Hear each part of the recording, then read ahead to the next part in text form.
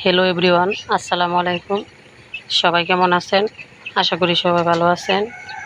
আজকে নতুন একটি ভিডিও নিয়ে হাজির হলাম আপনাদের সামনে। তো সঙ্গেই থাকুন আর পুরো ভিডিওটি দেখুন। তো নতুন ভিডিওতে সবাইকে স্বাগতম। তো দেখেন, আজকে সকাল সকাল ঘুম থেকে উঠে আমি কতগুলো মাছ নিয়েছি। আর আজকে কিন্তু আমার ঘরে কোনো সবজি নেই, যার জন্য আজকে শুধু খালি মাছ রান্না করব। তো মাছগুলো যখন কেটে ধুয়ে পরিষ্কার করে রান্নার জন্য রেডি করছি, তখন হঠাৎ করে মনে হলো যে আমার ঘরে তো আলু ছিল। তখন আলু নিয়ে নিলাম। তো আলুগুলো ভিজিয়ে রাখলাম। আর এখন দেখেন, আমি মাছের মধ্যে হলুদ, মরিচ ও লবণ দিয়ে দিলাম। আর হাতে না মেখে হাঁড়িতে এভাবে ঝাঁকিয়ে ঝাঁকিয়ে আমি মাছগুলো মশলার সাথে মাখিয়ে নিলাম। আর এই দিক দিয়ে আমার অফ ক্যামেরায় আমার আলুগুলো ফোলা শেষ। তা আলুগুলো ভালো করে চিকন করে ফুলে রাখছি। আর এখন আমি কই মাছগুলো ভেজে নিচ্ছি। তো কই মাছের সাথে কিন্তু আজকে পাঙ্গাস মাছও ছিল। তো পাঙ্গাস মাছ হচ্ছে ছোটো মেয়ের জন্য, আর আমরা সবাই কিন্তু কই মাছ। আর আমাদের ঘরে বেশিরভাগই কদিন ধরে কই মাছ খাওয়া হচ্ছে। আর আমি 7 কেজি কই মাছ কিনছিলাম। আর এখন দেখেন, মাছগুলো এখন কড়াইতে দিয়ে দিলাম। আর মাছগুলো এক পাশ হয়ে গেছে। তো আমি মাছগুলো উল্টে পাল্টে ভালো করে ভেজে নিব।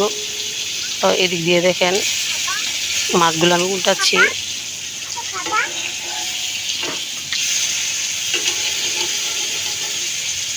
তো মাছগুলো উল্টিয়ে পাল্টিয়ে এখন আমি এই মাছগুলো উঠিয়ে নিলাম। তারপর দিয়ে দিলাম আমি পাঙ্গাস মাছগুলো। তো পাঙ্গাস মাছগুলো ভালো করে ভেজে নিচ্ছি। সাথে কই মাছও ছিল। তো মাছগুলো ভালো করে ভেজে নিচ্ছি। তো এই মাছগুলো দিয়ে আমি আলু রান্না করব। তো আলু রান্নার জন্য আলুগুলো ভালো করে কেটে ধুয়ে পরিষ্কার করে পলে রেখেছি। আর এখন আমার মাছ ভাজি করা শেষ প্রায়। আর এ পর্যায়ে দেখুন, আমি মাছগুলো আগে ভুনা করব। তার জন্য আমি কড়াইতে অল্প তেল দিয়ে তার মধ্যে দিয়ে দিলাম পেঁয়াজ, কাঁচামরিচ, লবণ, হলুদ, মরিচ, এগুলো দিয়ে ভালো করে নেড়ে চেড়ে আমি আগে মশলাটা কষিয়ে নিচ্ছি। মশলাগুলো দিয়ে এখন আমি মাছগুলো কষিয়ে নিচ্ছি, মশলাটা কষিয়ে নিচ্ছি। তো মশলা কষানো শেষ। তো ওইদিকে মাছ কষিয়ে কই মাছ ভুনা করে এখন আমি আলু ভাজি করার জন্য আবার কড়াইতে অল্প তেল দিয়ে দিলাম।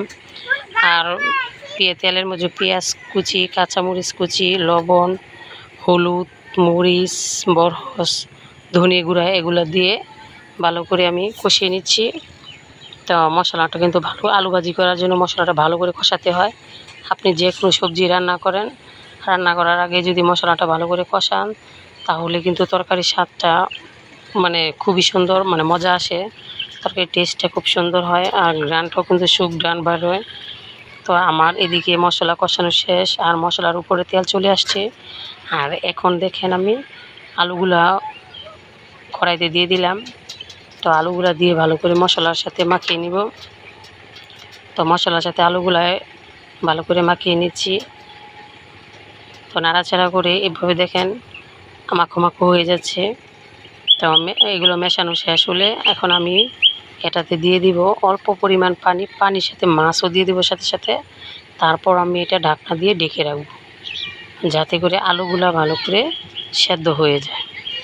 তো আলুগুলা সিদ্ধ হওয়ার জন্য দেখুন, এখন আমি এ পর্যায়ে যে কড়াইতে রাখা মাছ আর অল্প পরিমাণ পানি দিয়ে দিলাম।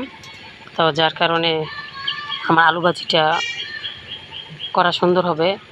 আর এখন আমি আলু ভাজি ওইদিকে বসিয়ে দিয়ে রুমে চলে আসলাম।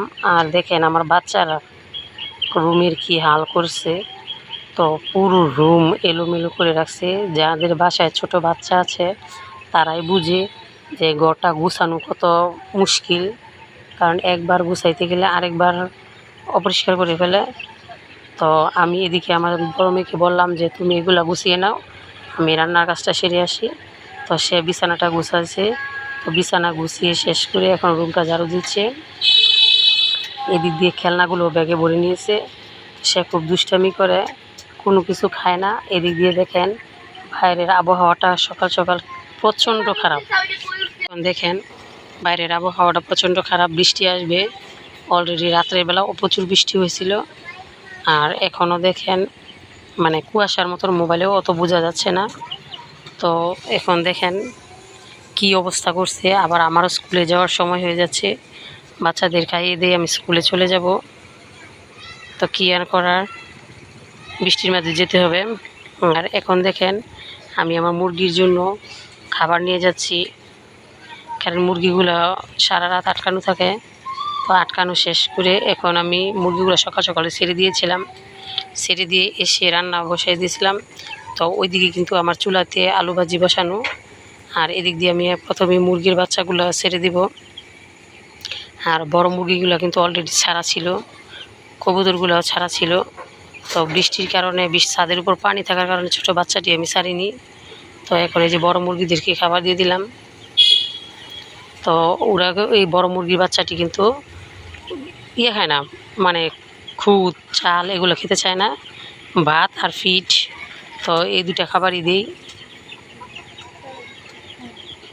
তো ভাত আর ফিডই খাবার দিই। আর এখন দেখেন দুটা মুরগি সুন্দর করে খাচ্ছে, যাই খায় অল্প। তো আর এদিক দিয়ে দেখুন কবুতরের বাচ্চা দুটো কী করতেছে খাবারের জন্য। আর এখন ছোটো মুরগির বাচ্চা দুটোকে ছেড়ে দিলাম। তো ছেড়ে দেওয়ার পরে ওদেরকে খাবার দিলাম। আর কবুতরগুলো নেমে আসছে আমাকে দেখে। তো মুরগির জন্য ওদেরকে খাবার দিতে পারি না। আর ওই যে কবুতরের খাবারের যে প্লেটটা ওটা নিচে পড়ে আছে, তো এই যে উপরে খাবার দিয়ে দিলাম। দুটো ছাও দুটা খাচ্ছে, আর বড় কবুতর দুটা কিন্তু ঘরের ভিতরে বসে আছে।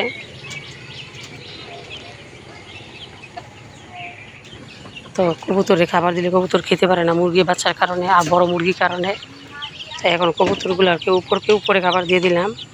আর এদিকে আমার কবুতর মুরগি খাবার খাওয়ানো শেষ। আর তো এদিক দিয়ে আমার চুলাতে তরকারি রান্না করা শেষ। তো এখন খাবার দাবার করে চলে যাব স্কুলে। তো অফ ক্যামেরা খেয়ে নিলাম। তো এখন চলে গেলাম স্কুলে। আর স্কুলে দেখেন যাওয়ার পর প্রচুর বৃষ্টি নামছে। বৃষ্টি কাকে বলে? তো বৃষ্টি পড়তে আছে। তো বৃষ্টি স্কুলে যাওয়ার সময় আমরা ভিজে চলে গেলাম।